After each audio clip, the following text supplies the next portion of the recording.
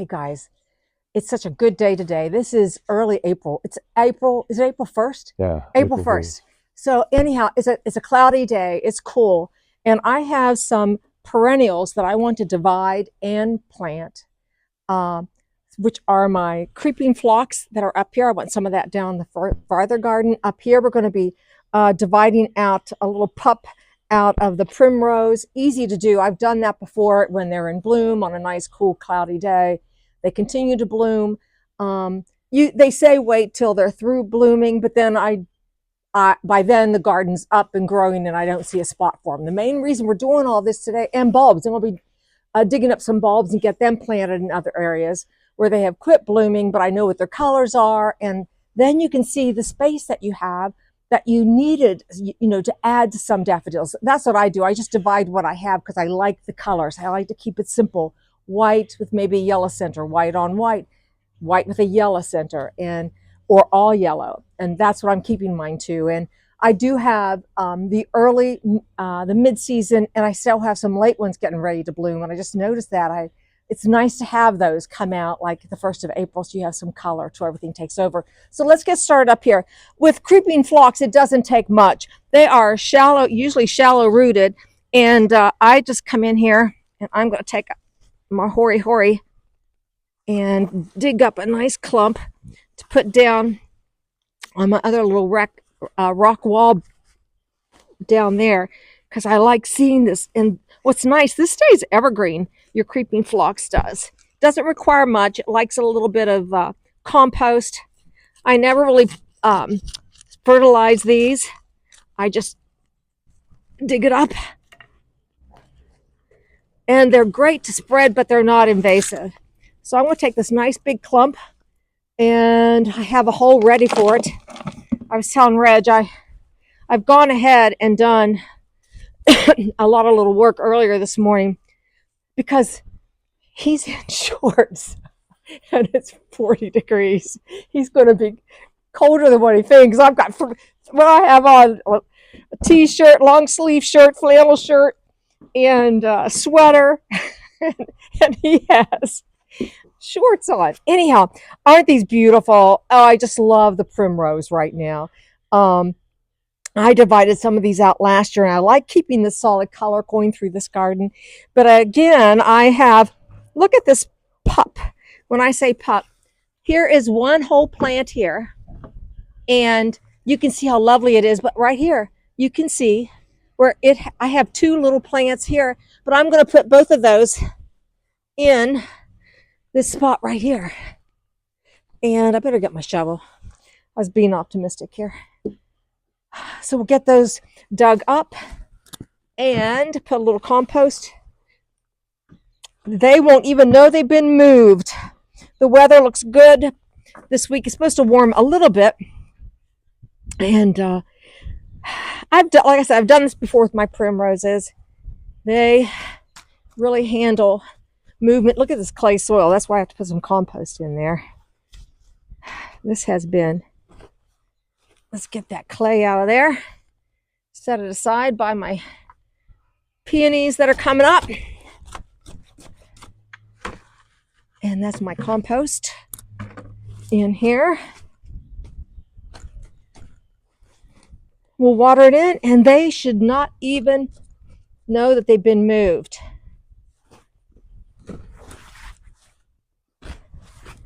There we go.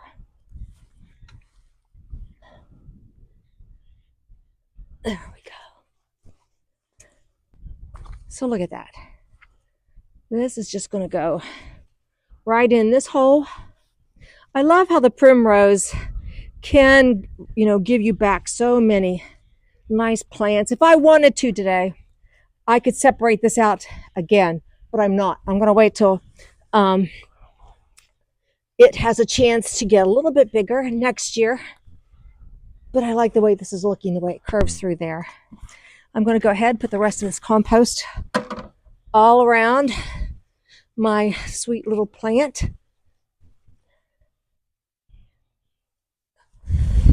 And I probably will give it a drink of water since it's moved from one spot to another. Get that watered in. That's how easy that job is. Easy peasy. We have rain coming later on in the week, and the temperatures are going to be high 60s during the day, 50s at night, at least for about 7 days. And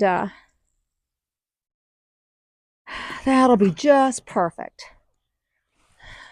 Let's head down to the main garden and we'll get the phlox planted and some of the little jobs done. So here's where this nice clump of creeping phlox is going to go. Right on the edge here of this rock wall, because I love to see in the spring how beautiful this beautiful purpley pink bloom is. So this is really a nice soil in under this willow tree. It's dry soil. And I know that I come in here in the summer and I have to keep it watered, but early in the spring it'll be perfect. Look at that. I love it. Let's get this planted back in here.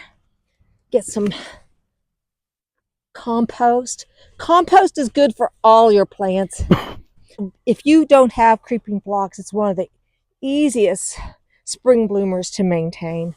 You don't do anything to it. Look at that. That makes me happy. Tuck that right in there and water that in. I think the last video I put up was the end of March. And at the end of March, none of the hostas were up. Reggie and I were gone on Saturday. Today is Tuesday. And the hostas were barely through the ground. After the rain on Monday night and warm temperatures, or Sunday night, look how tall they are. So I brought my, if you have deer, and we do, you want to get in here and spray those leaves because they've been hungry all winter. And if they find the hosta, they will eat those babies up. So I've got liquid fence deer repellent right here. And I give it a good, we don't have rain for about 3 days, so that'll be terrific. The other thing is I have tulips in here. I'm going to go ahead while we're standing here. I think what I'm going to do at the end of season is take out the tulips because they look lovely, but I don't like to have to always be thinking about the deer coming in and eating all that. My hostas, yes, but the tulips, I'll just put more daffodils. So let's get all these hostas while I'm thinking of it. And if you have deer, you need to be getting in here. Just like that. You notice I'm standing a distance away from you. I know. There's no wind. One thing you don't want to be doing this on is, well, if you have to spray on a windy day, make certain the wind is blowing away from you. You remember the time we bought some deer fence and it spilled over in the back of the car? Yeah. Oh my God, what a smell. What a mess. Now we're going to dig up. I was looking through the garden, and this is what I'm saying. This time of year, when it comes to your bulbs that you have, your spring bulbs, before all your perennials are up, like they're looking right now, you want to notice, like I have, that I need to put some daffs past the purple trees. I want to do yellow right here, so it'll look like the yellow sweep is coming through here. And then I want to start white to take it into this bed. So I've got some white, since I have white all through here. I like that coloration. So I'm going to dig a big clump of, I know these are the white. And you know, like I said, I don't have to. This is what they'll look like. White with a pretty little yellow and white center. So I'm going to go in here and dig up the whole clump. That big clump? Yeah, this is a big clump. And this is, you know, I keep dividing them, so you can always divide and put them through your garden. So let's get this out of the ground. There we go. Oh, that was easy. Yeah. A nice clump. 1, 2, 3, 4, at least 5 in a clump. I'll take those. I think I have room for 3 clumps over there. You need your knife? No, I can do like this. There we go.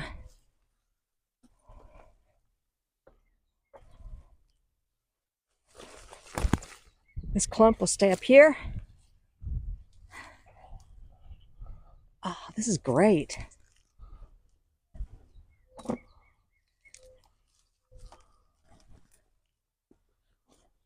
And I will put these in the soil 6 inches, just like where they came out of. And we'll let them dry. I won't cut the tops off because you don't cut the tops off. You want the tops to your daffodils to die back because that's what feeds your bulbs. So we've got the holes. Like I said, I've been down here this morning, and my shovel's 6 inches. I measured that. It's at least 6 inches. So I've got my white daffs. I'm going to put a little compost in there for the roots. And like I said, we'll just put these in here. And they will do just fine. They will die back. And next spring, I will see a nice display of daffodils, the white ones, in this bed. So they're just going to sit there and they are going to love their life. Same thing back here. Put a little compost in the hole.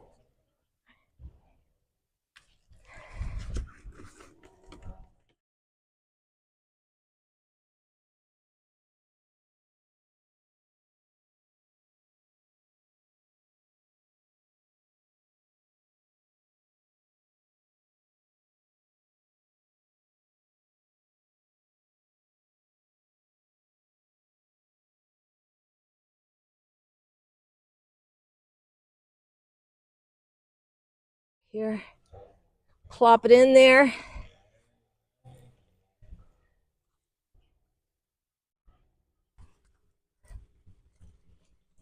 All right.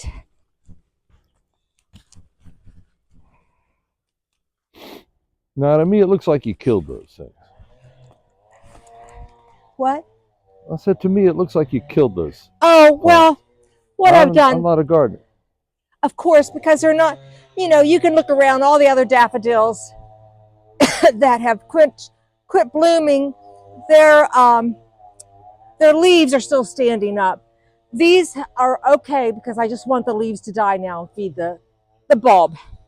And they'll come back because all of those have been divided, just like I've done today. And let me come over here and I will show you the clump of the yellow I'm going to divide. So the yellow clump is back here. Red, you can stay right there. I'll go through the garden this way.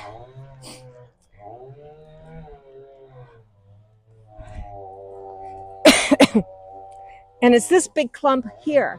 And they're sweet little yellow ones. They were probably mid-season. These are all a little late season. They may have looked a little bit like this. But let's go ahead and dig up some yellows to spread around.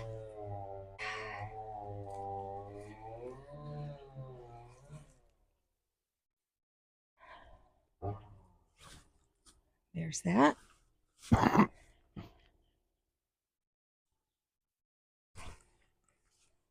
Another thing, if you don't divide your little daffodils, they don't bloom as good. So it gives you a reason, in my opinion, pick the daffs you like, buy a few, let them multiply, and save yourself a little cash. There we go. All right. So, as you can see, look at me stepping on everything. Well, it is a small garden. It is a small garden. Yellow there. Those are white. Oh, here we go. Yellow there. Okay. Yellow, yellow, yellow. And that's all you have to do is dig up a clump, divide it out, put a little compost in the hole, pack them in, and you're good for next spring. So those were all the jobs I was going to do today. Like I said, off camera, I'll finish just packing them in with a little compost and soil. And if there's any other perennials that you know you want to move or divide, like forget-me-nots, do it early, right now, when they're in bloom or before they bloom on a nice, cloudy, cool day. So that's it. And spray, don't forget, if you have deer problems. Don't entice them in with tulips and hosta, or else you'll have to spray them. So that's it. Thanks for watching Gardening on the West Fork today. Getting started with like gardening chores. I love it. We'll see you the next time. Oh, the next time I need to get my fig out, hopefully in the next week or so. Bye, guys.